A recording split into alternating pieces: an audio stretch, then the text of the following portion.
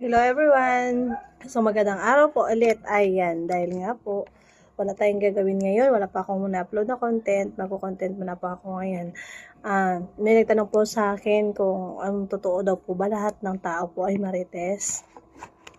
Lalo po na po sa mga probinsya, sa syudad po meron din yan. Opo, lahat po ng tao marites. Pero iba-ibang klaseng marites. May mga marites po na pinapalabas yung kwento, may marites na hindi pinapalabas yung kwento. Yung marites na hindi pinapalabas yung kwento, yan yung mga tao na mapapagkatiwalaan mo. Pero yung marites na pinapalabas yung kwento, yung mga tao na hindi mo mapapagkatiwalaan.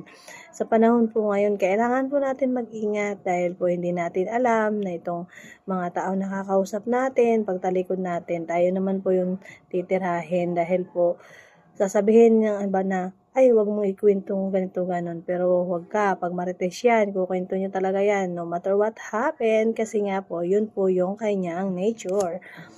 Meron pa akong mga nakakasalamuha din na hindi din talaga po sila, as a good listener po sila, as a good person, hindi po talaga sila nagpapalabas ng kwento. Kumbaga, naging libangan lang po nila yung, ay, si ganito, ganon. Ako po talaga sa totoo lang, hindi ko naman sinabing hindi ako marites, no.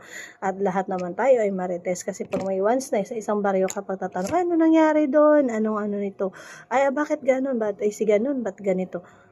Alam niyo po, kahit sa lugar. Kasi nga po, magkakakilala tayo, kaya po, yung iba nagtatanong, sabi, hindi ako nagagalit na sabihin ako ng marites, pero ako yung marites na hindi ako nagpapalabas ng kwento. Meron naman po na ang ganda-ganda ng kausap mo, tapos pagtalikod po, ay, yun pala minamarites ka. Kaya po, ingat-ingat po tayo sa pagkakatiwalaan natin. Marami na po akong nakasamang mga tao, nakasalamuhang mga tao na kalang pagkakatiwalaan mo, pero wag ka sila yung ibabagsak o sila yung gagawa ng paraan para pabagsakin ka. Kaya ano ka lang, ingat-ingat. Wag nga sabi daw na ipagkatiwala lahat. Minsan mag-no ka din. Wag palaging yes. Ako po, magaling ako makisama. Alam ko rin ng tao na ayaw sa akin at nakikipagplastikan sa akin. Alam ko naman yung totoong gusto ako. Ako naman po kasi ngayon, pag ayaw sa akin, nagtataka lang ako pag minsan ayaw sa akin ng tao. Pinapabayaan ko na lang. Alam po kung bakit ko pinapabayaan. Kasi wala naman silang pakialam sa buhay ko. At saka wala naman silang ambag sa buhay ko.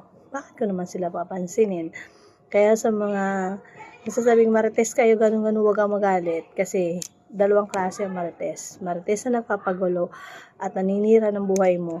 May marites naman na good listener o nakikipagtalakan o nakikipag-usap kapag kwentuhan sa'yo in a good way. Ayan po yung mga marites na mapapagkatiwalaan mo.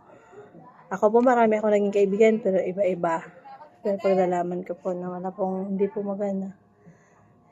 Hindi po maganda. Ayan si ma'am tawag sa card. Hindi po maganda yung tao na yun at hindi maganda yung pakisama sa akin, hindi po talaga ako nag-ano.